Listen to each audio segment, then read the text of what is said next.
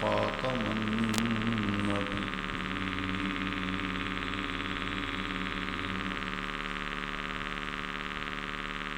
انتہائی تعظیم و احترام کے لائق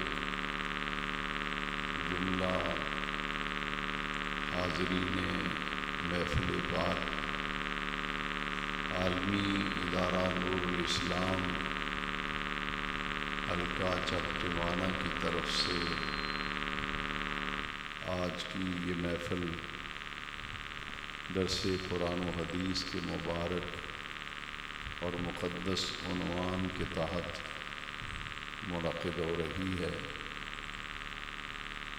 آج کی گفتگو کا عنوان اور موضوع بھی یقیناً آپ کے علم میں آ گیا ہوگا کہ ماہ ذی الحج کی نسبت سے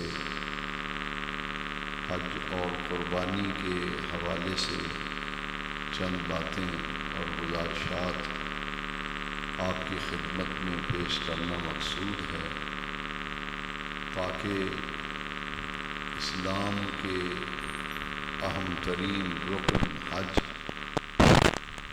اور شعائر اسلام میں سے ایک اہم ترین عبادت قربانی کی نسبت سے بنیادی اور معلوماتی باتیں قرآن و حدیث کی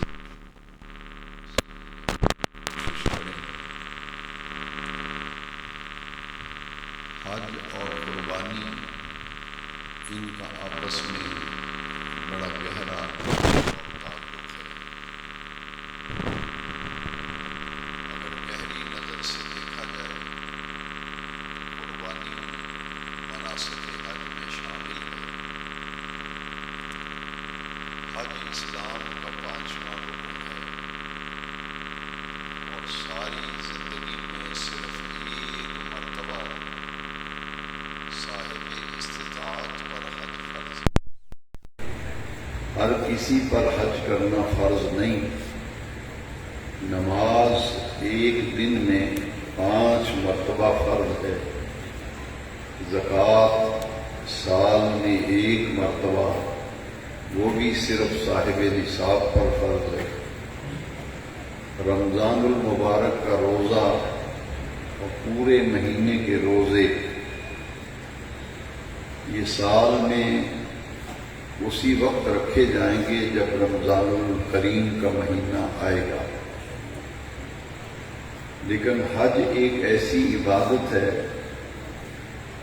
جو صرف ان لوگوں پر فرض ہے جن کے پاس حج پہ جانے اور آنے اور وہاں کے قیام کے دوران اخراجات کا مکمل انتظام پاس موجود ہو۔ اور اس میں ایک اضافہ ہے کہ جب حج پہ جائے تو واپس آنے تک اپنے بیوی بچوں اہل و عیال کے لیے ان تمام دنوں کے اخراجات کا مکمل انتظام کرنے کے بعد وہ حج پر جا سکے۔ وہاں کے اخراجات، آنے جانے کا خرچہ اور اہل و عیال کے اخراجات کا مکمل انتظام اس کے پاس موجود ہو۔ اس میں ایک اور بھی شرط کا اضافہ کر لیا جائے جو فقہاء کرام نے کتب فقہ میں بیان کیا کہ اس کی صحت بھی اتنی معیاری ہو کہ وہ مناسک حج از خود ادا کر سکے، کیونکہ حج کے دنوں میں حاجی بہت مشقت اٹھاتا ہے اور حج کے جتنے بھی مناسک ہیں ان کا تعلق محنت مشقت کے ساتھ ہے۔ تو جس آدمی کی صحت ہی نہیں، سفر پہ جانے کے قابل ہی نہیں، تو وہ مناسک حج جو ہے وہ صحیح طریقے سے ادا نہیں کر پاتا۔ اس لیے یہ شرط رکھی گئی کہ صاحب استطاعت بھی ہو اور صحت بھی کم از کم اس لائق ہو کہ وہ مناسک حج جو ہیں از خود ادا کر سکے۔ پوری زندگی میں ایک مرتبہ صاحب استطاعت پر حج فرض ہے۔ جب حج کی فرضیت کا حکم آیا تو قرآن مجید میں چوتھے پارے میں سورہ آل عمران کی آیت نمبر 97 میں حج کی فرضیت کا ذکر ہے۔ یہ وہ آیت مبارکہ ہے جس میں حج کے فرض کیے جانے کا ذکر کیا گیا۔ وَلِلَّهِ عَلَى النَّاسِ حِجُّ الْبَيْتِ مَنِ اسْتَطَاعَ إِلَيْهِ سَبِيلًا، کہ اللہ کے لیے لوگوں پر بیت اللہ شریف کا حج کرنا فرض کیا گیا۔ من استطاع الیہ سبیلا، اس شخص پر حج فرض کیا گیا جو سفر حج کی استطاعت رکھتا ہو۔ یہ اتنی اہم ترین عبادت ہے کہ نبی کریم صلی اللہ علیہ وسلم نے فرمایا کہ جس شخص میں حج کرنے کی استعداد اور استطاعت ہو اور اس کے باوجود وہ حج نہ کرے تو پیارے آقا کریم علیہ السلام نے فرمایا چاہے وہ یہودی ہو کے مرے، چاہے وہ عیسائی ہو کے مرے، مجھے اس کا کوئی افسوس نہیں۔ یہ وعید ہے ان لوگوں کے لیے کہ جو استطاعت کے باوجود حج پہ نہیں جاتے اور حج نہیں کرتے۔ دوسری آیت کریمہ قرآن مجید سے جو میں نے تلاوت کی ہے اس میں حج کے ساتھ ایک اور عبادت کا ذکر ہے، اتم الحج والعمرۃ للہ، کہ اللہ کی رضا اور اس کی خوشنودی کے لیے حج اور عمرہ مکمل کرو۔ وہاں حج کے ساتھ عمرے کا بھی ذکر ہے۔ جو لوگ حج کر چکے ہیں وہ جانتے ہیں، اور جو ابھی تک حج نہیں کر سکے ان کے لیے میں یہ عرض کرتا ہوں کہ جو شخص سفر حج پہ جاتا ہے تو وہ جاتے ہی پہلے عمرہ کی سعادت حاصل کرتا ہے، کیونکہ حدود حرم کے اندر احرام باندھے بغیر آدمی حدود حرم میں داخل نہیں ہو سکتا۔ اس لیے احرام باندھ کر جب لوگ مکہ مکرمہ پہنچتے ہیں اور یہاں سے حج کے ارادے سے گئے وہ جاتے ہی عمرہ کرتے ہیں۔ جس طرح پوری زندگی میں ایک مرتبہ صاحب استطاعت پر حج کرنا فرض ہے، اسی طرح پوری زندگی میں ایک مرتبہ عمرہ کرنا جو ہے یہ سنت مؤکدہ ہے۔ اور جو حج کرنے جاتے ہیں از خود ان کا عمرہ جو ہے وہ ہو جاتا ہے، کیونکہ وہ جاتے ہی پہلے عمرہ کرتے ہیں۔ یہ دو عبادتوں کا ذکر اکٹھا کیا گیا، اتم الحج والعمرۃ للہ، اللہ کی رضا کے لیے حج اور عمرہ جو ہے اسے مکمل کرو، پورا کرو۔ اسی لیے عمرہ جو ہے اسے بعض لوگ چھوٹا حج کہتے ہیں، حج اصغر، لیکن اصل حج جو ہے جس پر لفظ حج کا اطلاق ہوتا ہے جس عبادت پر، وہ ذی الحج کی 8 تاریخ کو شروع ہوتا ہے۔ نماز تو جہاں مرضی آپ پڑھ لیں، زکوٰۃ دینا چاہیں تو جہاں مرضی زکوٰۃ دے دیں، روزے جہاں مرضی رکھیں، لیکن حج ایک ایسی عبادت ہے جس کے لیے اللہ تبارک و تعالی جل مجد الکریم نے جگہ بھی مقرر فرمائی ہے اور اس کے لیے تاریخیں بھی مقرر کر دی، مہینہ بھی مقرر کر دیا، جگہ بھی مقرر کر دی۔ اب حج کرنا ہے تو وہاں جانا پڑے گا، کسی دوسری جگہ پہ حج جو ہے وہ نہیں کیا جا سکتا۔ اس کے لیے اللہ تبارک و تعالی نے سورہ بقرہ میں بھی حج کا ذکر آیا اور سورہ حج میں، سورہ انبیاء میں بھی ذکر آیا۔ تو وہ مقامات حج کے لیے جو متعین کیے گئے ہیں ان میں ایک میدان منی ہے، ایک میدان عرفات ہے، ایک مقام مزدلفہ ہے۔ یہ 4 جگہ وہ ہیں جہاں مناسک حج ادا کیے جاتے ہیں۔ ان میں مکہ المکرمہ بھی شامل ہے، کیونکہ حج کے مناسک میں سے حج تب جو ہے طواف زیارہ یہ مکہ شریف میں ادا کیا جاتا ہے۔ کعبۃ اللہ کے ساتھ چکر لگانا، اللہ کے گھر کے ساتھ پھیرے لگانا، چکر لگانا، اور 7 ہی چکر صفا مروہ کے لگانا، اسے طواف کعبہ کہتے ہیں، اور صفا مروہ کے 7 چکر جو ہیں انہیں سعی کہتے ہیں۔ سعی بین الصفا والمروہ، صفا مروہ کے درمیان 7 پھیرے اور 7 چکر لگانا، یہ طواف زیارت کا عمل ہے۔ تو یہ جتنے بھی مناسک حج ہیں ان کے لیے اللہ تبارک و تعالی نے جگہ مخصوص فرمائی ہے۔ اور پھر حج کے مہینوں کا جو تعین قرآن مجید نے کیا ہے، وہ ارشاد فرمایا الحج اشہر معلومات، کہ حج کے مہینے مقرر ہیں، متعین ہیں، معلوم ہیں۔ وہ کون سے مہینے ہیں؟ مفسرین کرام نے ذکر فرمایا الحج اشہر معلومات میں ایک شوال کا مہینہ شامل ہے، ایک ذیقعد کا مہینہ شامل ہے، اور ذی الحج کے 10 دن جو ہیں وہ اس میں شامل ہے، ایام حج۔ شوال کے مہینے میں چونکہ قافلے اس زمانے میں پیدل چلتے تھے اور لوگ حج کرنے کے لیے جاتے تھے، 5 ماہ 6 ماہ تک بھی حج پہ لگتے تھے۔ پھر وہ دور آیا کہ حج پہ 3 ماہ لگتے تھے۔ اب چونکہ ذرائع آمد و رفت جو ہیں اس کے اندر کافی جدت آ گئی، لہٰذا اب اس پورے سفر کے لیے حکومت پاکستان نے 40 دن مقرر کیے ہیں کہ حاجی جب حج کرنے جاتا ہے تو 40 دن کے بعد اس کی واپسی کی تاریخ ہوتی ہے۔ لیکن یہ بات سمجھنے والی ہے کہ ذی الحج کی 8 تاریخ کو مناسک حج شروع ہوتے ہیں۔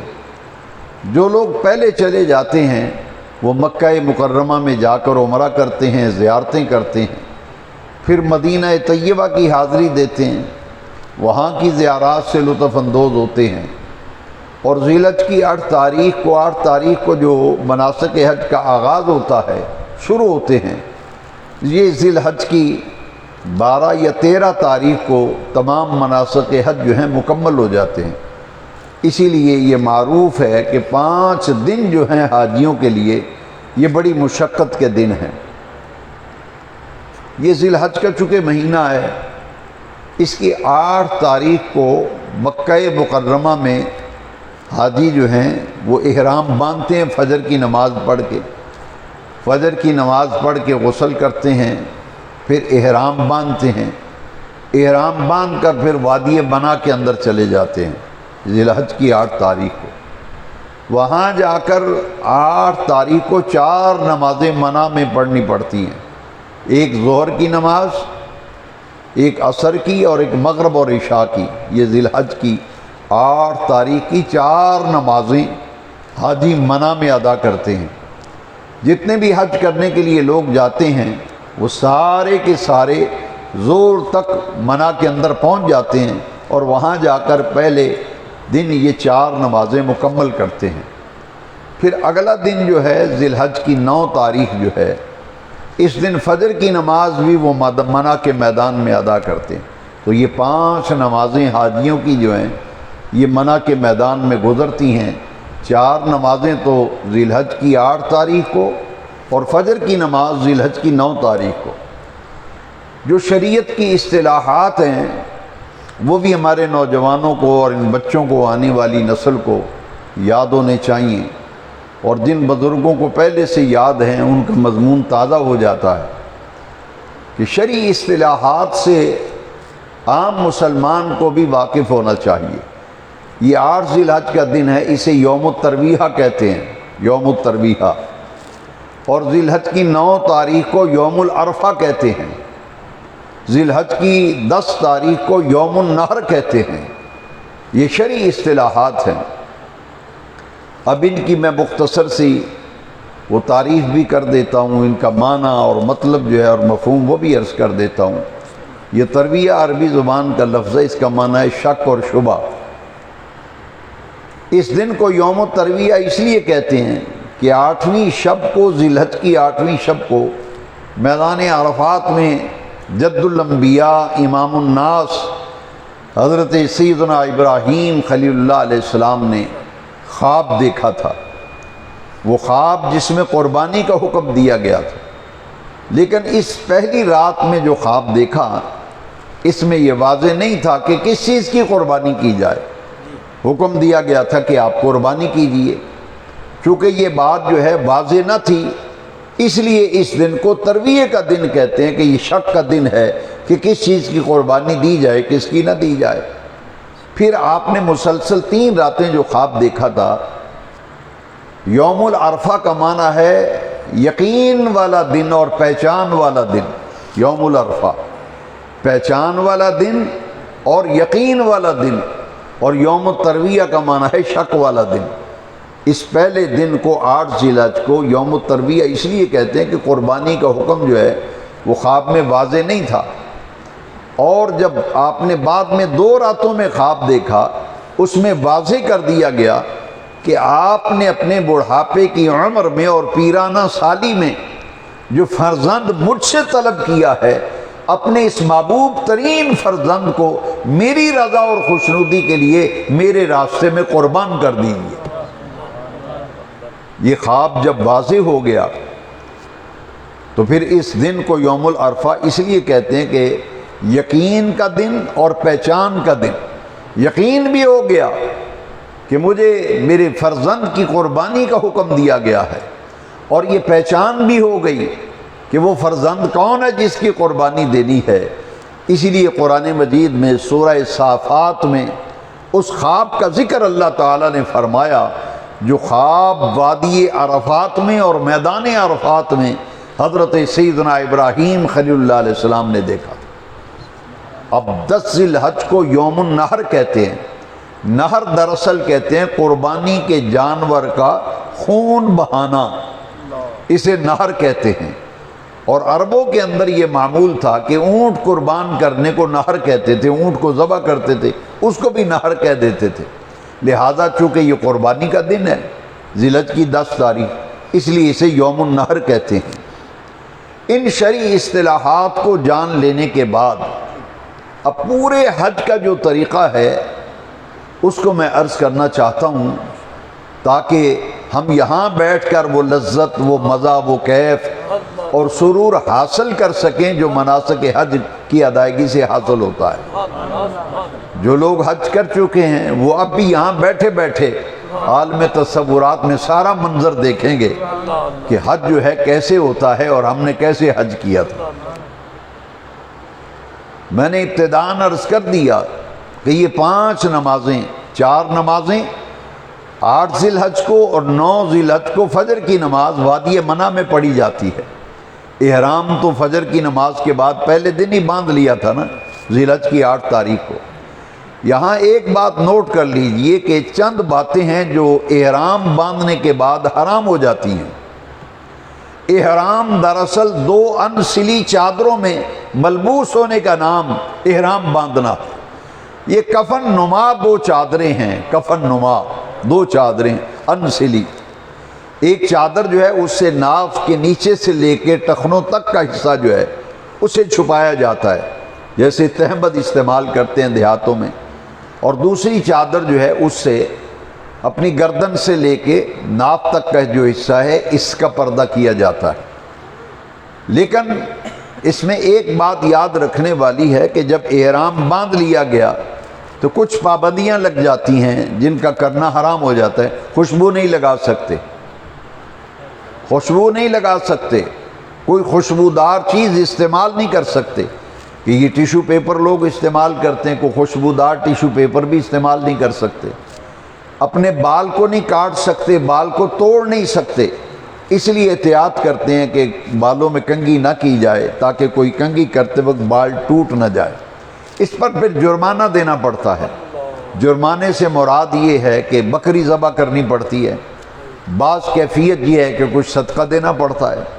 لہٰذا وہ چیزیں جو احرام باندھنے سے منع ہو جاتی ہیں ان کا ذکر بھی قرآن مجید میں اللہ تبارک و تعالی نے فرمایا، الحج اشہر معلومات فمن فرض فیہن الحج فلا رفث ولا فسوق ولا جدال فی الحج۔ یہ 3 باتیں ہیں جن کو قطعی طور پر حرام کر دیا جاتا ہے۔ حج کی نیت کی ہے، ارادہ کیا ہے تو 3 باتوں کو اپنے اوپر حرام کر لو، فلا رفث ولا فسوق ولا جدال فی الحج، حج میں یہ باتیں نہیں ہیں۔ رفث دراصل عربی زبان کا لفظ ہے جو میاں بیوی کے ازدواجی تعلقات پر بولا جاتا ہے، رفث کا لفظ، لیکن اس کو ذرا معنوی اعتبار سے بڑھا دیا گیا۔ کوئی بھی ایسا کام، کوئی ایسی بات اشارتاً کنایتاً گفتگو نہیں کر سکتے، اشارہ نہیں کر سکتے، بے حیائی کا کوئی کام، بے حیائی کی کوئی بات، فوش گفتگو یا فوش اشارہ یا کوئی گفتگو اشارتاً کنایتاً، ہر قسم کا رفض جو ہے بے حیائی، فوش گوئی جو ہے وہ قطعی طور پر حرام ہو جاتی ہے۔ ولا فسوق، فسوق یعنی فسق، فسق کہتے ہیں اللہ کے کسی حکم کی نافرمانی کرنا یا اللہ کے پیارے رسول صلی اللہ علیہ وسلم کے حکم کی نافرمانی کرنا، اسے قرآن کی اصطلاح میں اور اصطلاح شریعت کے اندر فسق کہتے ہیں۔ فسق و فجور یہ دو لفظ استعمال ہوتے ہیں۔ جو فسق کرنے والا ہے اسے فاسق کہتے ہیں، فاسق۔ فاسق کا مطلب یہ ہے کہ اعلانیہ اللہ اور اس کے رسول کے حکم کی خلاف ورزی کرتا ہو۔ تو حج کے دنوں میں قطعی طور پر یہ باتیں حرام ہو جاتی ہیں۔ اور ایک اور تیسری بات جو ہے ولا جدال فی الحج، کہ لڑائی کرنا، جھگڑنا، یہ بھی حج کے دنوں میں حرام اور منع ہو جاتا ہے۔ الحمدللہ میں نے کئی خطبات میں اور دروس قرآن میں عرض کیا، رات حافظ آباد میں درس قرآن تھا، وہاں بھی میں نے اجتماع میں یہ بات کی۔ میں نے کہا کہ دیکھیے یہ اسلام کی حقانیت کی دلیل ہے کہ 20 سے 30 لاکھ کا اجتماع حاجیوں کا ہوتا ہے، لیکن کبھی کسی نے کوئی لڑائی، کوئی جھگڑا، کوئی دنگا فساد نہیں دیکھا ہے۔ یہاں تو چھوٹا سا اجتماع ہو تو لڑائی جھگڑا شروع ہو جاتا ہے۔ تو ایک آدمی نے مجھے کہا جی وہاں تو حاجی تکرار کرتے ہیں اس سیٹ پر میں نے بیٹھنا ہے، دوسرا کہتا ہے میں نے بیٹھنا ہے۔ میں نے کہا یہ تکرار اور چیز ہے، لیکن لڑائی جھگڑا جو ہے وہ اور چیز ہے۔ آپ بس میں بیٹھ رہے ہیں تو حاجیوں میں ہوتا ہے ایسا، ایک حاجی اگر کوئی وہ کھڑکی والی سیٹ پہ بیٹھا ہے، دوسرا کہتا ہے یار یہاں میں نے بیٹھنا تھا تو بیٹھ گیا، تو یہ لڑائی جھگڑا نہیں ہے، یہ تو ترجیح ہے اس کی کہ اپنے لیے وہ چاہتا ہے کہ میں یہ سیٹ استعمال کروں۔ لہٰذا 20 سے 30 لاکھ کا اجتماع حجاج کرام کا، یہ اسلام کی سچائی اور حقانیت کی دلیل ہے کہ ان ایام کے اندر نہ کوئی لڑائی ہے، نہ کوئی جھگڑا ہے، نہ کوئی دنگا ہے، نہ کوئی فساد ہے۔ اس لیے قرآن مجید میں فرمایا الحج اشہر معلومات فمن فرض فیہن الحج فلا رفث ولا فسوق ولا جدال فی الحج۔ ذی الحج کی 9 تاریخ کو فجر کی نماز منع میں پڑی ہے۔ ابھی غور سے سننے والی باتیں ہیں، یہ آپ کو نہ کوئی سناتا ہے نہ کوئی سنائے گا، اور نہ ان باتوں کی طرف ہمارے لوگ توجہ دیتے ہیں، ہمارے مزاج ہی بدلے ہوئے ہیں تقریروں کے۔ لیکن الحمدللہ مجھے اس سے کبھی کوئی غرض نہیں ہوا کہ کوئی یہ تقریر پسند کرتا ہے نہیں کرتا، میں لوگوں کی پسند کے لیے نہیں کرتا، میں تو اپنے رب رسول کو راضی کرنے کے لیے کرتا ہوں۔ کوئی راضی نہ ہو، لیکن یہ دعا ہے کہ جو گفتگو کی جائے وہ اللہ تعالیٰ کی بارگاہ میں قبول ہو جائے اور اس کے محبوب کریم کی بارگاہ میں قبول ہو جائے۔ اور لوگوں میں سے اگر کسی کو فائدہ ہوگا تو یقیناً کہنے کی ضرورت نہیں، وہ خود مجھے دعا دے گا۔ میں ان 2 نیتوں سے بیان کرتا ہوں جب بھی کرتا ہوں الحمدللہ۔ دیکھیے کتنی پیاری عبادت ہے حج، پابندیاں ہیں نا، یہ اپنی مرضی نہیں ہے۔ 4 نمازیں منع میں پڑھی 8 ذی الحج کو، اور پھر فجر کی نماز 9 ذی الحج کو پھر منع میں پڑھی۔ اب یہاں سے تیاری ہو رہی ہے، تیاری، وہ تیاری جو آپ ٹی وی پہ حج دیکھتے ہیں نا، اور بڑے شوق سے لوگ دیکھتے ہیں ٹی وی پہ حج دکھایا جا رہا ہے، جو آپ دیکھتے ہیں یہ حج کا رکن اعظم ہے۔ پورا حج تو دکھایا ہی نہیں جاتا، یہ حج کا ایک رکن دکھایا جاتا ہے۔ مناسک حج میں سے رکن رکین اور حج کا رکن اعظم جو ہے وقوف عرفات ہے، یعنی میدان عرفات کے اندر ٹھہرنا، غروب آفتاب تک، دوپہر تک وہاں پہنچنا ہے اور سورج غروب ہونے تک میدان عرفات کے اندر قیام کرنا ہے، یہ حج کا رکن اعظم ہے۔ یہاں ایک بڑی پیاری بات جو معلومات کے اندر اضافہ بھی ہوگا کہ یہاں پہنچ کر کوئی بندہ ذکر نہیں کرتا، کوئی ایسی تسبیحات نہیں پڑھتا، اللہ تعالیٰ کو احرام باندھ کر جو بندے دوپہر تک میدان عرفات کی حدود میں داخل ہو گئے، اللہ تعالیٰ کی بارگاہ میں انہیں حاجی لکھ دیا جاتا ہے، انہیں حاجی لکھ دیا جاتا ہے۔ 9 ذی الحج کو حج کا رکن اعظم وقوف عرفہ، وقوف عرفات یہ ادا کیا جاتا ہے۔ اور یہاں دیکھیے عبادت وہ طریقہ ہے جو حضور نے ہمیں سکھایا ہے۔ اپنی مرضی سے اگر کوئی طریقہ اختیار کرتا ہے تو اسے عبادت نہیں کہہ سکتے۔ یہاں ظہر عصر کی نمازیں ملا کر پڑھنا منع ہے، لیکن میدان عرفات میں جب جائیں گے تو مسجد نمرہ میں اگر نماز ادا کرتے ہیں تو وہاں ظہر کے وقت میں 2 نمازیں ملا کر پڑھی جائیں گی، پہلے ظہر کی نماز اور پھر عصر کی نماز، دونوں نمازیں قصر، 2 رکعتیں ظہر کی اور 2 رکعتیں، کیونکہ سب مسافر ہیں لہٰذا وہ قصر نمازیں پڑھیں گے میدان عرفات کے اندر۔ یہاں سر ننگا کر کے نماز پڑھنا منع ہے، کیونکہ کوئی مانے نہ مانے، کوئی عمل کرے نہ کرے، ہمارا کام ہے بتا دینا کہ پیارے نبی کریم علیہ السلام اگر کسی کو ننگے سر نماز پڑھتے ہوئے دیکھتے تو حضور منع فرماتے تھے، حضور منع فرماتے تھے۔ اور مفسرین اور ائمہ کرام نے فرمایا کہ قرآن مجید کی آیت کریمہ سے ثابت ہے سر ڈھانپ کر نماز پڑھنا۔ وہ آیت کریمہ میں عرض کر دیتا ہوں، قرآن مجید کی آیت کریمہ خذوا زینتکم عند کل مسجد، کہ جب بھی نماز پڑھو تو زینت والا لباس پہن کے نماز پڑھو۔ اب زینت والا لباس کسی بھی مفسر کو اٹھا لیں، سب نے لکھا ہے اس میں ایک وہ کپڑا جس سے سر ڈھانپا جائے، جیسے ٹوپی ہے، رومال ہے، امامہ ہے، سر ڈھانپنا۔ دوسرا گردن سے لے کر کمر تک ڈھانپا جائے، ناف سے لے کر ٹخنوں تک ڈھانپا جائے، تو یہ لباس ہیں۔ اور یہ لباس کا ہونا ضروری ہے جن میں سر ڈھانپنا بھی شامل ہے۔ لیکن حج کے دنوں میں جب احرام باندھ لیا تو احرام اتارنے تک پھر ڈھانپ کر، سر ڈھانپ کر نماز نہیں پڑھ سکتے، ننگے سر نماز پڑھیں گے۔ سر بھی ننگا ہوگا، اور دوسری بات بھی نوٹ کر لیجئے کہ یہ پاؤں کی جوڑ کی جو ہڈی ہے اسے بھی ننگا رکھنا ضروری ہے۔ یہ بوٹ نہیں پہن سکتے آپ، احرام باندھا ہوا ہے نا، تو ایسا جوتا نہیں پہن سکتے جس کے پاؤں کے جوڑ والی ہڈی جو ہے وہ چھپ جائے، اسے ننگا رکھنا لازم ہے۔ اس لیے آپ نے دیکھا ہوگا حاجی جو ہیں جب حج کرنے جاتے ہیں تو ساتھ ہوائی چپلیں لے جاتے ہیں، کیونکہ یہ ہڈی جو ہے اسے ننگا رکھنا ہے، سر بھی ننگا رکھنا ہے۔ اور یہ حج کا رکن اعظم ہے میدان عرفات میں چلے جانا۔ ابھی حالانکہ اس کے مناسک حج باقی ہیں، لیکن عرفات کے اندر دوپہر تک جو پہنچ گیا اور غروب آفتاب تک وہاں ٹھہرا رہا، اللہ تعالیٰ کی بارگاہ میں اسے حاجی لکھ دیا جاتا ہے۔ نبی کریم علیہ السلام نے یہاں 2 نمازیں اکٹھی ملا کے پڑھی تھی، اور یہاں پھر ذکر اذکار ہے، دعائیں ہیں کہ میدان عرفات میں جو دعا مانگی جائے، چونکہ حج کا رکن اعظم ادا کیا جا رہا ہے، رکن رکین حج کا جو ہے وقوف عرفات ہے، یہاں جو دعا مانگی جائے گی وہ اللہ تعالیٰ کی بارگاہ میں قبول ہوگی۔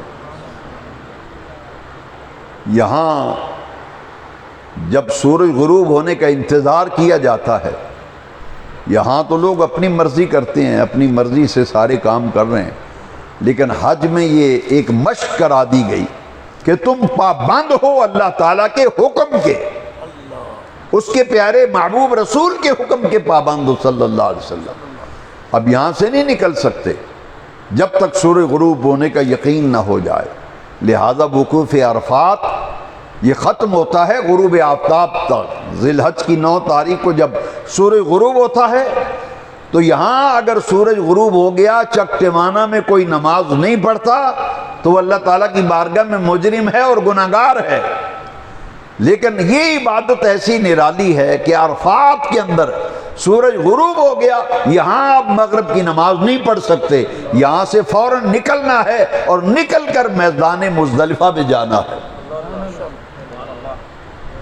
میدان مزدلفہ میں جا کر وہاں عشاء کے وقت کا انتظار کرنا ہے۔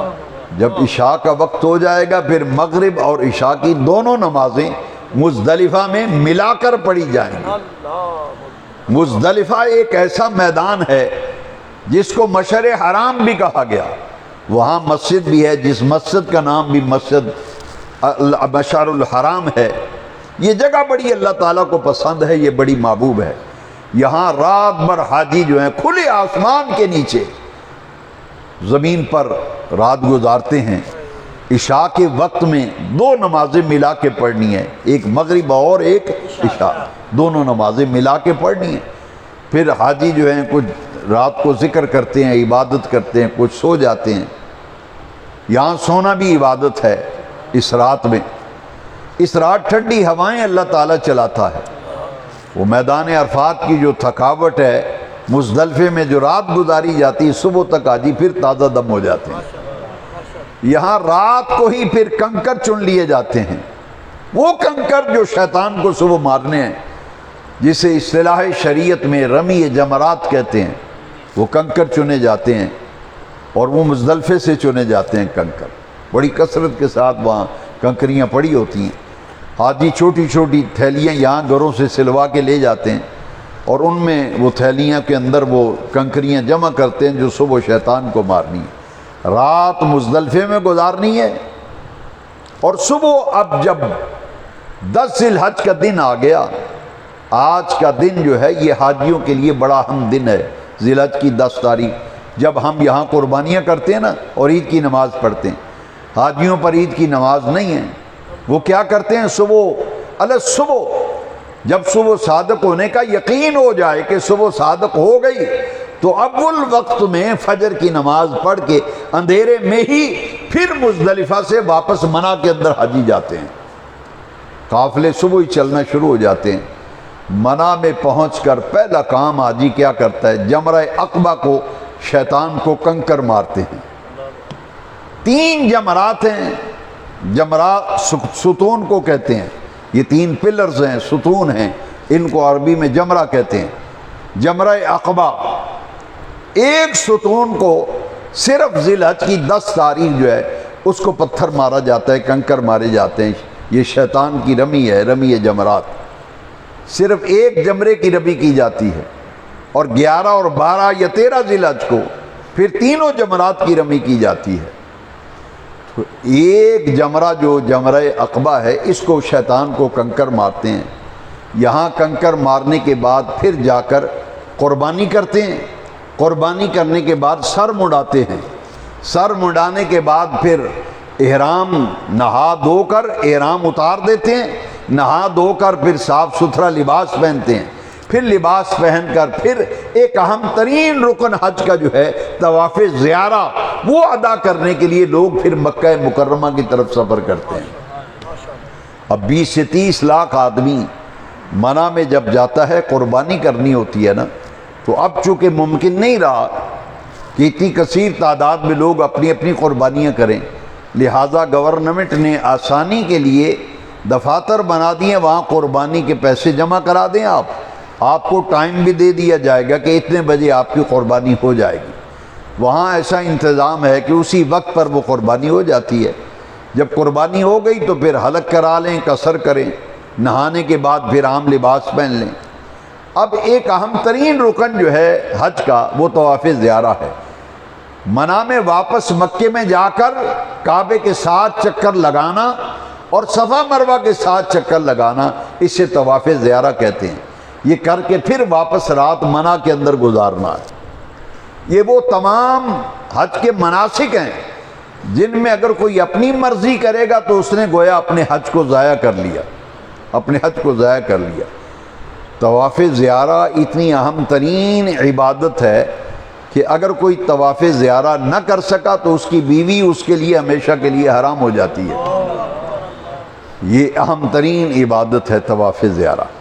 لہذا منی کے اندر قربانی کرنے کے بعد پھر سب حاجی جو ہیں مکہ شریف میں جاتے ہیں، کعبۃ اللہ کے 7 چکر لگاتے ہیں، پھر صفا مروہ کی سعی کرتے ہیں اور پھر رات آ کر کہاں گزارتے ہیں؟ پھر وادی منی کے اندر۔ پھر اگلا دن آتا ہے 11 ذی الحج اور 12 ذی الحج۔ 11 کو بھی باقی جمرات کی رمی اور 12 کو بھی، 11 اور 12 کو، اور 12 کی رمی کے بعد اگر کوئی واپس مکہ مکرمہ آ جاتا ہے تو اس کا حج مکمل ہو گیا۔ لیکن ایک دن اگر کوئی زیادہ رہنا چاہے اپنے شوق سے 13 ذی الحج کو، بعض حاجی منا میں ٹھہر جاتے ہیں، وہ 13 ذی الحج کو بھی رمی کر کے پھر مکے میں آتے ہیں، لیکن اگر 12 کی رمی کسی نے کر لی ہے، 10 11 12 کی جمرات کی رمی، تو اس کا حج مکمل ہو جاتا ہے۔ یہ ہے حج کا طریقہ۔ اب اس میں چند باتیں جو ہیں جن کے اندر ہمیں انشاءاللہ العزیز بڑی ہی دینی رہنمائی ملے گی کہ حج کا ایک تو معنی ہمیں سمجھنا چاہیے۔ حج کا معنی ہے ارادہ کرنا، ارادہ کرنا۔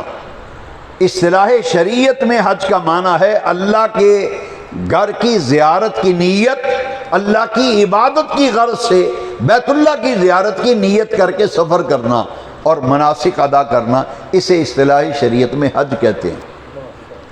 بیت اللہ کا حج، وَلِلَّهِ عَلَى النَّاسِ حِجُّ الْبَيْتِ، حج بیت اللہ اسے کہا گیا، بیت اللہ کا حج لوگوں پر فرض کیا گیا ہے۔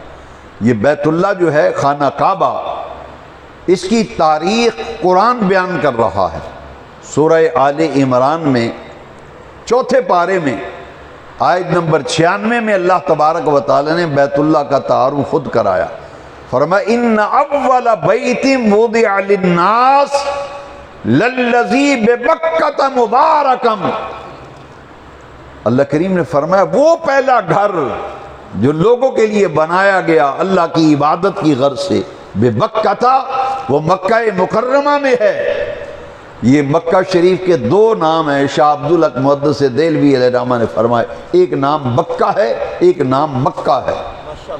مکہ زیادہ مشہور ہے، ایک ہی شہر کے 2 نام ہیں۔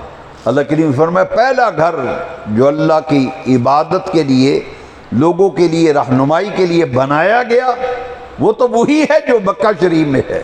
للذی ببکۃ مبارکا، یہ لفظ قرآن میں بیان کیے گئے کہ یہ پہلا گھر جو ہے مبارکاً بڑا ہی برکتوں کا حامل ہے۔ اس گھر میں اللہ نے بڑی برکتیں رکھی ہیں۔ فیہ آیات بینات مقام ابراہیم، اس بیت اللہ شریف میں اللہ کی واضح نشانیاں ہیں۔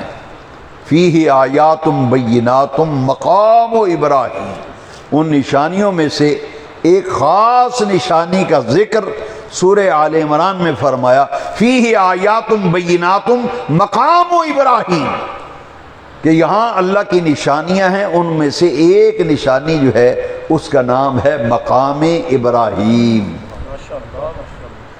مقام عربی کا لفظ ہے، مقام کا معنی ہے کھڑے ہونے کی جگہ، مقام و ابراہیم کا معنی ہے وہ پتھر جس پر کھڑے ہو کر جد الانبیاء خلیل اللہ حضرت ابراہیم علیہ السلام نے بیت اللہ کی تعمیر کی تھی۔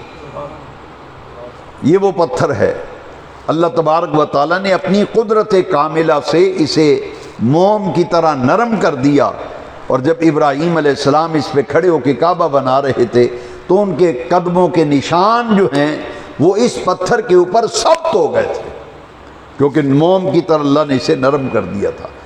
اب اس پتھر پر خلیل اللہ جد الانبیاء حضرت ابراہیم علیہ السلام کے قدموں کے نشان آج بھی موجود ہیں۔ پیتل کا ایک چھوٹا سا حجرہ ہے، اس کے چاروں طرف شیشہ بھی لگا ہوا ہے، بالکل بیت اللہ شریف کے دروازے کے تھوڑے سے فاصلے پر یہ چھوٹے سے حجرے میں وہ پتھر موجود ہے جس پر حضرت ابراہیم علیہ السلام کے مبارک قدم کا نشان ثبت ہے۔ اب اس کو اللہ تعالیٰ نے جو عزتیں بخشی، جو شرف عطا کیا، جو بزرگی عطا کی، اس کا اظہار بھی قرآن کی آیت کریمہ میں کیا گیا۔ فرمایا وَاتَّخِذُوا مِن مَّقَامِ إِبْرَاهِيمَ مُصَلًّى، جو بھی طواف کعبہ کرے گا، نماز پڑھے گا تو اس پتھر کے قریب پڑھے گا جس پر ابراہیم علیہ السلام کے قدموں کے نشان لگے ہوئے ہیں۔ بڑا عجیب منظر ہوتا ہے، سامنے پیتل کا حجرہ ہے، خلیل اللہ کے قدموں کے نشان ثبت ہیں، اس حجرے کو سامنے رکھ کر لوگ نفل پڑھتے ہیں، وہاں خلیل اللہ کے قدموں کے نشان۔ یہ سوچنے کی بات ہے، جو لوگ تبرکات کے اور آثار کے تعظیم کے قائل نہیں ہیں، میں ان کی خدمت میں نہایت ادب سے یہ عرض کروں گا کہ آپ ہمیں یہ بتائیں کہ یہ تو خلیل اللہ کے قدموں کے نشان والا پتھر ہے جسے مصلی بنانے کا حکم دیا گیا ہے، اور جس کو اللہ تعالیٰ نے اپنی نشانیوں میں شمار کیا ہے۔ اور پھر صفا اور مروہ قرآن مجید میں ان دو پہاڑیوں کا ذکر سورہ بقرہ میں آیا کہ صفا بھی اللہ کے شعائر میں شامل ہے، مروہ بھی اللہ کے شعائر میں شامل ہے۔ پہاڑی تو آپ کے شاہکوٹ میں بھی ہے، سانگلہ میں بھی ہے، یہ شاعر اللہ میں شمار نہیں کی گئی، لیکن وہ دو پہاڑیاں ان الصفا والمروۃ من شعائر اللہ فمن حج البیت او اعتمر فلا جناح علیہ طواف بہما فمن تطوع خیرا فإن اللہ شاکر علیم۔ یہ دو پہاڑیوں کو اللہ نے اپنے شاعر میں شمار، صفا اور مروہ۔ چکٹیوانا کے غیور حضور کے غلاموں اور دیوانوں ذرا غور فرماؤ، اس پتھر پر خلیل کے قدم لگے، وہ مقام ابراہیم ہو گیا، اسے جائے نماز بنانے کا حکم دیا، مصلی بنانے کا حکم دیا، یہاں نفل پڑھو، اور جہاں حضرت حاجرہ کے قدم لگے صفا مروہ پہ، اب بے نیاز رب نے ان دونوں پہاڑیوں کو اپنے شاعر میں شمار فرما دیا۔ کہتے ہیں بزرگوں کا احترام کیوں کرتے ہو؟ کسی بزرگ کے ساتھ کسی چیز کی نسبت ہو جائے ہم تو اس کا بھی احترام کرتے ہیں، اس کا بھی ادب کرتے ہیں۔ لوگ کہتے ہیں کیوں ادب کرتے ہیں؟ میں نے کہا قرآن سیکھ لو تو ساری باتیں سمجھ میں آ جائیں، اس لیے آیا کرو درس قرآن و حدیث میں تاکہ کچھ باتیں سیکھو۔ یہ جی آپ تعظیم کے پیروں کی تعظیم کرتے ہو، بزرگوں کی، یہ مزارات کی تعظیم کرتے ہو، پیروں کے مصلوں کا احترام کرتے ہو۔ یہاں انگلینڈ میں گیا تو وہاں حضرت پیر عبد الوہاب صاحب صدیقی رحمۃ اللہ تعالیٰ علیہ، جن کا 1998 میں وصال ہوا تھا، وہ انگلینڈ میں ان کا ادارہ ہے، پورے انگلینڈ کے اندر ایک مزار شریف ہے جو تصوف کا ادارہ ہے، اور وہاں جب انگلینڈ یہ دیکھتے ہیں کہ کہتے ہو، پھر کشمیری جو ہے نا فخر سے کہتے ہیں، اور مجھے کہتے ہیں پیرو اساں دے انگلینڈ وچ بھی ایک مزار تھے، میں کہو تھوڑے تے انگلینڈ چ بھی مزار ہے؟ کہتے ہاں جی ساڑھے بھی انگلینڈ چ مزار ہے۔ یہ وہ مزار جڑا پیر عبد الوہاب صدیق اور رہندا، یہ مولانا عبد التواب صدیقی صاحب رحمۃ، ان کے بڑے بھائی تھے، وہاں ان کے پورے یورپ کے اندر ان کے مریدین ہیں۔ میں دیکھ کر حیران رہ گیا کہ انہوں نے پیر صاحب کے وصال کے بعد ان کی استعمال کی چیزوں کو محفوظ کیا ہوا ہے، محفوظ کیا ہے۔ تو میں دیکھ کر حیران رہ گیا کہ ان کے استعمال میں جو گاڑی تھی نا کار، اس کار کو بڑا خوبصورت چبوترا وغیرہ بنا کر اور بڑا شاندار حجرا سا بنا کے شیشوں کار کو سنبھالیے، یا اے پیرو ہمارے پیران دی گڈی ہونی ہے، اے پیران ہمارے پیران دی گڈی، اسی انہوں نے بھی احترام کرنے۔ تو یہ جو احترام کیا جاتا ہے، یہ مسجد کا احترام، مصلی کا احترام، ممبر کا احترام، محراب کا احترام، قرآن کے ساتھ جو غلاف کا کپڑا لگ گیا اس کا احترام۔ یہ کپڑا جو ہے یہ تو بازار سے خرید کے غلاف بنا، آسمان سے تو نہیں آیا، آسمان سے تو قرآن آیا، لیکن جب غلاف قرآن کھولنے لگتے ہو تو پہلے غلاف کو چومتے ہو۔ گتا آپ نے شاہکوٹ سے لے کے جلد کرایا ہوگا یا پریس والے نے لگا کے، بس گتے کو چومتے ہو، کیوں؟ اس کی نسبت جو ہے وہ اللہ کے قرآن کے ساتھ ہو۔ گتا تو آسمان سے نہیں آیا، نہ غلاف آسمان سے آیا ہے، لیکن اس کی بھی تعظیم کرتے ہو یا نہیں کرتے؟ اب آؤ قرآن کہتا ہے مَن يُعَظِّمْ شَعَائِرَ اللَّهِ فَإِنَّهَا مِن تَقْوَى الْقُلُوبِ، کہ اللہ کے شاعر کی تعظیم وہی کرتا ہے جس کے کو دل کا تقوی حاصل ہے۔ یہ حافظ غلام عباس صاحب سے صبح پوچھ لینا، یہ قرآن نکال کے دکھائیں گے، مَن يُعَظِّمْ شَعَائِرَ اللَّهِ فَإِنَّهَا مِن تَقْوَى الْقُلُوبِ، کہ اللہ کے شاعر کی تعظیم وہی کرتا ہے جس کو دل کا تقوی حاصل ہے۔ تو جس کو دل کا تقوی حاصل نہیں ہے وہ کیا خاک تعظیم کرے گا؟ یہ حاجیوں کے جو قربانی کا جانور، اسے بھی شاعر اللہ کہا گیا قرآن میں، شاعر اللہ کا احترام ہے۔ تو حج کا ذکر آج ہم کر رہے ہیں، تو یہ حج کے دوران جو صفا مروہ کی سعی کی جاتی ہے، یہ دو پہاڑیاں بھی اللہ کی نشانیوں میں سے نشانیاں. کیوں؟ یہاں حضرت حاجرہ کے قدم لگے. اور یاد رکھو جتنے بھی مناسک حج ہیں، چونکہ موضوع ہے حج و قربانی، جتنے بھی حج کے مناسک ہیں یہ 3 شخصیات کے گرد گھومتے ہیں: حضرت ابراہیم، حضرت اسماعیل، حضرت حاجرہ. اگر آپ مجھ سے پوچھیں تو میں آسان لفظوں میں سمجھاتا ہوں. بیت اللہ کا طواف یہ حضرت ابراہیم کی سنت ہے، صفا مروہ کے 7 چکر حضرت حاجرہ کی سنت ہے. نعرہ تکبیر، نعرہ رسالت، نعرہ تحقیق، نعرہ حیدری، تعلیمات حضور مفکر اسلام. مرحبا مرحبا. صحابہ کے اللہ کے گھر کے 7 پھیرے چکر لگانا طواف کہلاتا ہے. یہ حضرت ابراہیم کی سنت. صفا مروہ کے 7 پھیرے حضرت حاجرہ کی سنت. رمی جمرات، شیطانوں کو کنکر مارنا، یہ حضرت ابراہیم کی سنت، یہ حضرت حاجرہ کی سنت ہے. اور اسماعیل ذبیح اللہ وہ ہیں جن کی قربانی پیش کی گئی. قربانی مناسک حج میں شامل. آپ سن چکے ہیں کہ 10 ذی الحج کو حاجی رمی جمرات، جمرہ عقبہ کو رمی کرنے کے بعد قربانی کرتا ہے، اور ہم 10 ذی الحج کو یہاں قربانی کرتے ہیں. ان دونوں قربانیوں میں فرق ہے. وہ قربانی جو حاجی منا کے اندر کرتے ہیں اس قربانی کو حدی کہتے ہیں، حدیون، حدی. اور قربانی جو پوری دنیا کے مسلمان کرتے ہیں اس قربانی کو اضحیہ کہتے ہیں، اضحیہ. اب یہ قربانی جو ہے، میں نے عرض کیا کہ 3 شخصیتیں ہیں: حاجرہ سلام اللہ علیہ، سیدنا اسماعیل ذبیح اللہ، سیدنا ابراہیم خلیل. بھئی ان کی اداؤں پر عمل کرنے کا نام حج ہے. ان کی اداؤں پر عمل کرنے کا نام ہے، ان کی یادگار ہے. اور پھر اگلی بات دیکھیں کہ زمزم جو آپ پیتے ہیں، حاجی حج کرتا ہے زمزم لے کے آتا ہے، زمزم پیتے ہیں. یہ پانی آپ کو معلوم ہے، کئی مرتبہ میں نے بیان کیا کہ زمزم دنیا کے تمام پانیوں سے افضل ہے.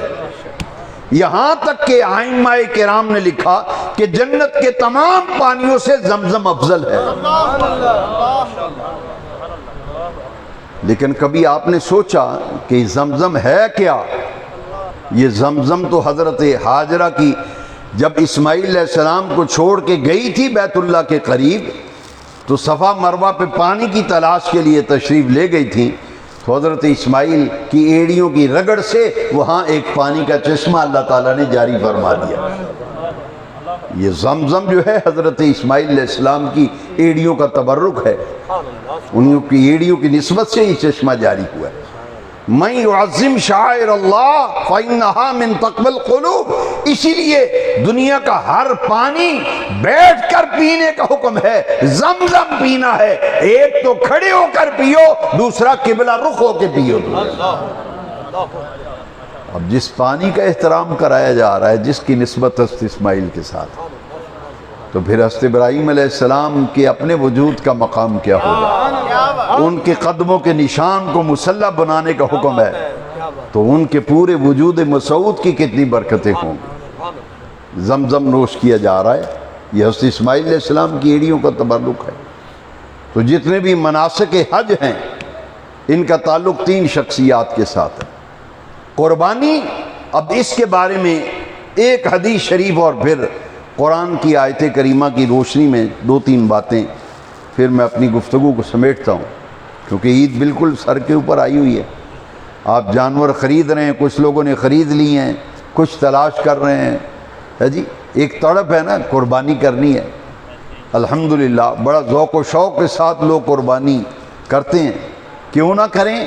اس لیے کہ سرکار سے صحابہ نے بھی پوچھا تھا کہ حضور یہ جو ہم قربانیاں کرتے ہیں، اللہ کے حکم اور آپ کے ارشاد کی تعمیل میں ہم قربانیاں تو کرتے ہیں، یا رسول اللہ یہ جو ہم قربانیاں کرتے ہیں، ما هذه الاضاحی یا رسول اللہ، یہ قربانیاں کیا ہیں؟ یعنی ان کی حقیقت کیا ہے، ان کی حکمت کیا ہے؟ تو حضور نے اس سوال کے جواب میں فرمایا سنت ابیکم ابراہیم، یہ حضرت زید بن ارقم رضی اللہ عنہ حدیث کے راوی ہیں کہ حضور سے صحابہ نے پوچھا قربانیاں کیا ہیں، ان کی حقیقت کیا ہے؟ پیارے نبی پاک نے فرمایا صلی اللہ علیہ وسلم سنت ابیکم ابراہیم، یہ قربانیاں تمہارے باپ حضرت ابراہیم علیہ السلام کی سنت ہیں، سنت ابراہیمی جس پر پوری دنیا کے مسلمان عمل کرتے ہیں۔ لیکن یاد رکھو ہم مسلمان ہیں، اہل ایمان ہیں، اور ہم ملت ابراہیمی پر ہیں۔ ہماری ملت کیا ہے؟ ملت ابراہیم، ہم ملت ابراہیمی پر ہیں۔ اور حضرت ابراہیم علیہ السلام، میں نے ایک آرٹیکل پڑھا، کسی نے لکھا کہ یہودی کہتے ہیں کہ ہم حضرت ابراہیم علیہ السلام کی تعظیم کرتے ہیں، عیسائی بھی کہتے ہیں کہ ہم حضرت ابراہیم علیہ السلام کی تعظیم کرتے ہیں، اور مسلمان بھی کہتے ہیں کہ ہم ابراہیم علیہ السلام کی تعظیم کرتے ہیں۔ میں نے کہا ہم اس لیے حق زیادہ رکھتے ہیں کہ سورہ بقرہ میں فرمایا قالوا کونوا ہودا او نصارا تہتدوا قل بل ملت ابراہیم حنیفا، کہ یہودی کہتے ہیں یہودی ہو جاؤ نجات پا جاؤ گے، عیسائی کہتے ہیں عیسائی ہو جاؤ گے نجات پا جاؤ گے۔ اللہ کریم سے فرمایا اے پیارے محبوب ان سے فرما دیجئے کل بل ملت ابراہیم حنیفا، اب نجات نہ یہودیت کے اندر ہے نہ نصرانیت کے اندر ہے، بلکہ نجات ہے تو ملت ابراہیمی کے اندر ہے۔ کل اے محبوب فرما دیجئے بل ملت ابراہیم حنیفا، ہم ملت ابراہیم۔ میں نے جب مضمون پڑھا تو میرے ذہن کے اندر یہ بات آئی کہ دیکھیے ہم پر اللہ تعالیٰ کا کتنا کرم ہے، ہم ملت ابراہیمی پر ہیں، اور جب ہم نماز پڑھتے ہیں تو نماز میں حضرت ابراہیم علیہ السلام پر بھی درود پڑھتے ہیں۔ نماز میں آپ کے اس گاؤں میں بھی پڑھتے ہیں یا نہیں پڑھتے؟ یہ ہے ملت ابراہیمی کہ ہم نماز پڑھتے ہیں تو نماز کے اندر حضرت سیدنا ابراہیم خلیل اللہ علیہ السلام پر بھی نماز کے اندر ہم درود پڑھتے ہیں، کیونکہ ہم حق زیادہ رکھتے ہیں، ہم ملت ابراہیمی پر ہیں الحمدللہ۔ تو حضور نے فرمایا سنت ابیکم ابراہیم، قربانیاں تمہارے باپ حضرت ابراہیم علیہ السلام کی سنت ہیں۔ اور پھر نبی کریم صلی اللہ تعالی علیہ وسلم نے اپنی ذات اقدس کے بارے میں کیا فرمایا کہ وہ جو بیت اللہ حضرت ابراہیم نے بنایا تھا نا اللہ کے حکم سے، تو تعمیر کعبہ پھر دعا مانگی تھی خلیل اللہ نے، ربنا وابعث فیہم رسولا، تو حضور نے اسی دعا کا ذکر کیا انا دعوت ابی ابراہیم، میں اپنے باپ ابراہیم علیہ السلام کی دعا ہوں۔ تو یہ حضرت ابراہیم علیہ السلام جد الانبیاء ہیں، اور حضرت ہاجرہ ہیں، حضرت اسماعیل ہیں، جن کی اداؤں پر عمل کرنے کا نام حج و قربانی ہے۔ اللہ تبارک و تعالیٰ ان تمام اہل ایمان کی قربانیاں جو خرید رہے ہیں، نیت کر رہے ہیں، اللہ ان کی قربانیاں قبول فرمائے۔ اور یہ دعا مانگو کہ یہ حج اور عمرہ کا جو سلسلہ ہے اللہ تعالیٰ اسے اہل ایمان کے لیے حرم شریف کے دروازے کھول دے۔ یہ سب ہمارے گناہوں کی شامت ہے کہ حرم شریف کے دروازے بند کر دیے گئے ہمارے لیے۔ اللہ تعالیٰ سے خوب گڑ گڑا کر ہمیں اپنے گناہوں کی معافی بھی مانگنی چاہیے، اور آنے والے احوال و حالات کے لیے بھی خیر، سلامتی اور بھلائی اللہ کریم سے مانگنی چاہیے۔ موسم کی شدت اور حبس، اور اس کے باوجود آپ لوگ اتنی کثیر تعداد میں یہاں جمع ہوئے، مجھے دیکھ کر بڑی خوشی ہوئی۔ یہ محمد عظیم خان اور ان کے ساتھی خوب محنت کر رہے ہیں، اللہ ان نوجوانوں کو جزائے خیر دے۔ عالمی ادارہ نور الاسلام درگاہ شریف سے وابستہ تمام جتنے بھی سالکین ہیں اور جو اس محفل میں موجودین حاضرین سامعین ہیں، میں سب کے لیے دعا کرتا ہوں اللہ تعالیٰ سب کی دین و دنیا بہتر بنائے، آخرت بہتر بنائے۔ یہ دعا مانگو دین سے اللہ ہماری وابستگی گہری فرما دے۔ بہت بڑی سازشیں ہو رہی ہیں دین کے خلاف، انجانے ہاتھ جو ہیں وہ دین کو ختم کرنے کے لیے متحرک ہو چکے ہیں۔ بڑا نازک وقت آ رہا ہے، آپ دیکھ لیں گے ابھی 2-4 مہینوں میں کیا ہونے والا ہے۔ اس لیے میں آپ سے بر وقت آپ کو بتا رہا ہوں کہ اس وقت بڑی ضرورت ہے دین کے ساتھ وابستہ ہو جائیں، 5 وقت کی نماز پابندی سے مسجدوں میں ادا کرو۔ دشمن آپ کی گردن پہ ہاتھ ڈال چکا ہے، وہ چاہتے ہیں مسجدیں بند ہو جائیں، مدرسے بند ہو جائیں۔ داڑھی شریف، امامہ، نماز اور دین اور قرآن، دینی مدارس، دینی مراکز و مساجد، ان کے خلاف بڑی گہری منظم عالمی سطح پہ سازش ہو رہی ہے۔ اب بیدار ہو جاؤ، ہوشیار ہو جاؤ، جاگ کر رہو۔ 5 وقت کی نماز، اذان کی آواز کانوں میں پڑے، سارے کام چھوڑ دو، مسجد کا رخ کرو، تاکہ اغیار کو پتہ چل جائے کہ ان کے دلوں میں محمد عربی بستے ہیں صلی اللہ علیہ وسلم، یہ اپنے دین کے ساتھ وابستہ ہیں۔ مسجدیں آباد کرو، اپنے بچوں کو قرآن پڑھاؤ، دین سکھاؤ، دین کی تعلیم دو، تاکہ ہماری دنیا اور آخرت بہتر ہو جائے۔ جس ساتھی نے بھی آج کے درس کے لیے کوئی محنت کی، کوشش کی، تعاون کیا، محفل میں تشریف لائے اور دیگر مقامات سے، گرد و نواح سے جو دوست آئے، میں سب کے لیے دعا کرتا ہوں اللہ سب کو عزت، آبرو اور برکات دارین عطا فرمائے۔ وآخر دعوانا الحمد للہ۔